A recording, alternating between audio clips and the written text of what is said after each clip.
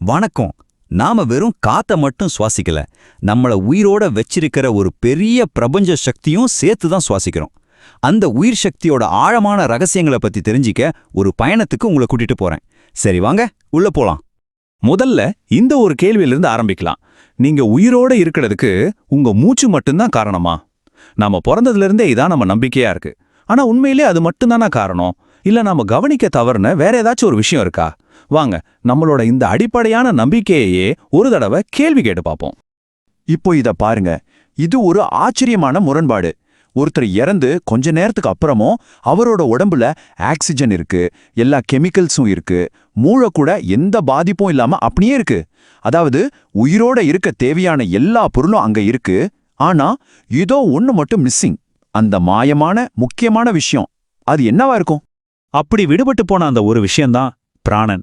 ஆமாங்க, உயிரோட இருக்கிற உடம்புக்கும் கொஞ்ச நேரத்துக்கு முன்னாடி உயிரோட இருந்த அதே உடம்புக்கும் இருக்கிற ஒரே வித்தியாசம் அந்த கண்ணுக்கு தெரியாத ஆனா ரொம்ப ரொம்ப அவசியமான அந்த பிராணன் தான். இன்னைக்கு இந்த உயிர் சக்தியை பத்தி தான் நாம ஆழமா பார்க்க போறோம். சரி, இப்ப முதல் பகுதிக்குள்ள போலாம். நாம முதல்ல ரொம்ப தெளிவா புரிஞ்சுக்க வேண்டிய ஒரு விஷயம் என்னன்னா, மூச்சு வேற பிராணன் வேற, ரெண்டும் ஒண்ணு கிடையாது. இதை இன்னும் ஈஸியா புரிஞ்சுக்கணுமா? இந்த உதாரணத்தை பாருங்க. ஒரு காப்பர் வயர், அது கரண்ட்டை கடத்தும், ஆனா அந்த வயரே கரண்ட் ஆயிடாது இல்லையா? அது மாதிரி தான் நாம சுவாசிக்கிற ஆக்சிஜன்ங்கிறது, பிராணன் அப்படிங்கிற அந்த பிரபஞ்ச ஆற்றல் நம்ம உடம்புக்குள்ள வர்றதுக்கான ஒரு வாகனம், ஒரு மீடியம், அவ்வளோதான். அப்போ பிராணன்னா என்ன? சிம்பிளா சொல்லணும்னா, இந்த பிரபஞ்சத்தையே இயக்கிற ஆற்றல் தான் பிராணன். யோசிச்சு பாருங்க, கிரகங்கள் எல்லாம் அதோட பாதையில சுத்துறதுக்கும் நட்சத்திரங்கள் எல்லாம் பிரகாசமா எரியறதுக்கும் ஒரு பெரிய சக்தி வேணும் இல்லையா? அதே சக்தி நம்ம உடம்புக்குள்ள ரொம்ப சின்னதா அணு அளவுல செயல்படும் போது அதை நாம பிராணன்னு சொல்றோம். சரி, இப்போதான் ரொம்ப இன்ட்ரெஸ்டிங்கான ஒரு பகுதிக்கு வரோம். இந்த பிராணசக்தி நம்ம உடம்புல இருக்கிற செல்களுக்குள்ள ஒரு குவாண்டம் லெவல்ல எப்படி ஒரு தீப்பொறியா வேலை செய்யுதுன்னு பார்க்கலாம் வாங்க.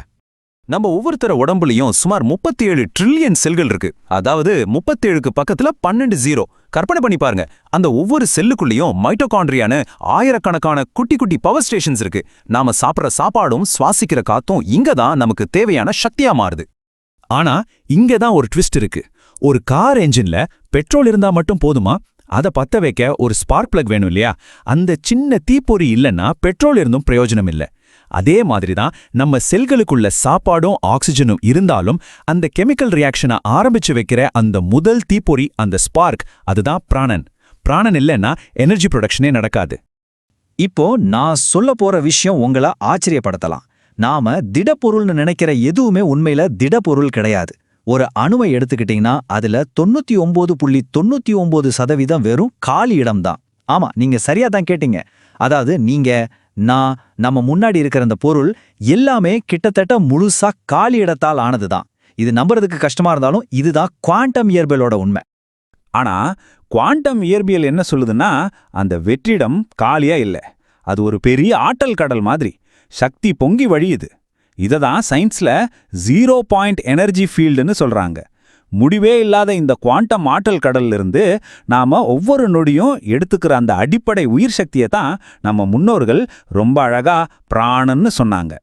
இது ஏதோ தத்துவமோ இல்ல கற்பனையும் இல்ல.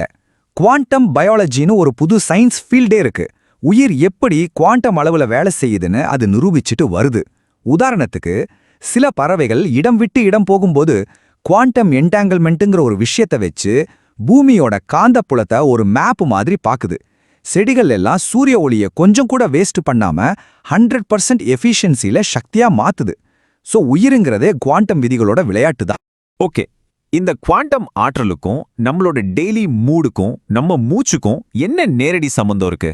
அதை பத்தி இப்போ பார்க்கலாம். யோக மரபுல ரொம்ப ஆழமான ஒரு பழமொழி இருக்கு. எங்கே பிராணன் செல்கிறதோ அங்கே மனம் செல்லும். அதாவது நம்ம உயிர் சக்தியோட ஓட்டம் எங்க போகுதோ அங்கதான் நம்ம மனசும் போகும். சிம்பிளா சொன்னா, உங்க பிராணன் எப்படி இருக்கோ அப்படிதான் உங்க மனசும் இருக்கும். இது ரெண்டையும் பிரிக்கவே முடியாது. இதை இன்னைக்கு நியூரோ சயின்ஸ் ரொம்ப அழகா விளக்குது. நீங்களே கவனிச்சு பாருங்க.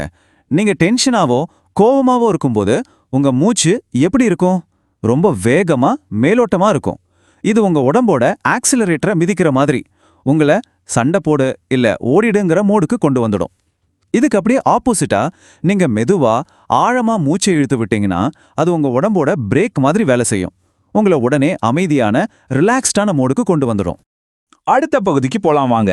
நம்ம முன்னோர்கள் உள்ளுணர்வால கண்டுபிடிச்ச விஷயங்கள் எப்படி எதிர்கால விஞ்ஞானத்தோட கைகோர்க்க போகுதுன்னு பார்க்கலாம். யோக விஞ்ஞானம் என்ன சொல்லுதுன்னா, நம்ம உடம்புல பிராணன் போறதுக்கு 72,000 ஆற்றல் பாதைகள், அதாவது நாடிகள் இருக்குன்னு சொல்லுது. இத நம்ம உடம்போட பயாலஜிக்கல் ஃபைபர் ஆப்டிக் கேபிள்ஸ்னு கூட சொல்லலாம்.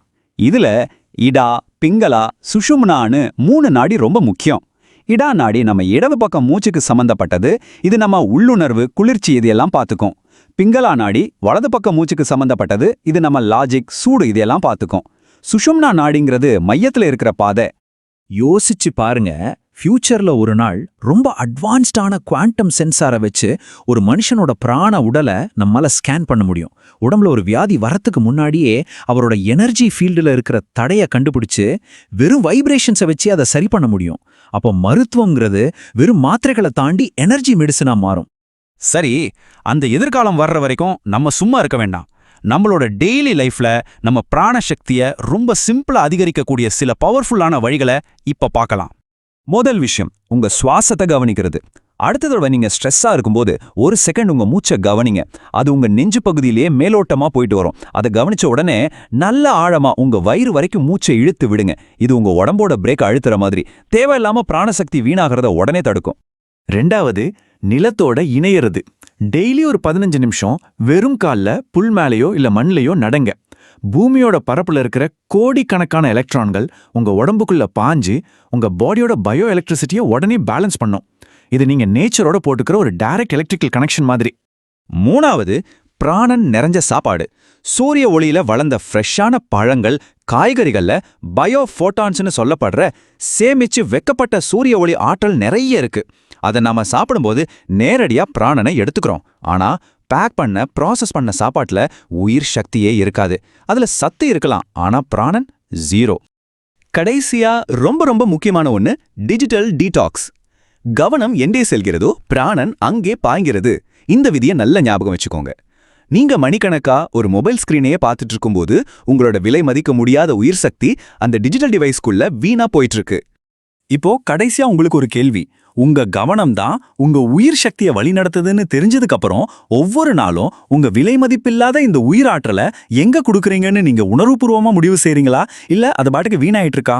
கொஞ்சம் ஆழமா ஒரு மூச்சை இழுத்துட்டு இதை பத்தி யோசிச்சு பாருங்க.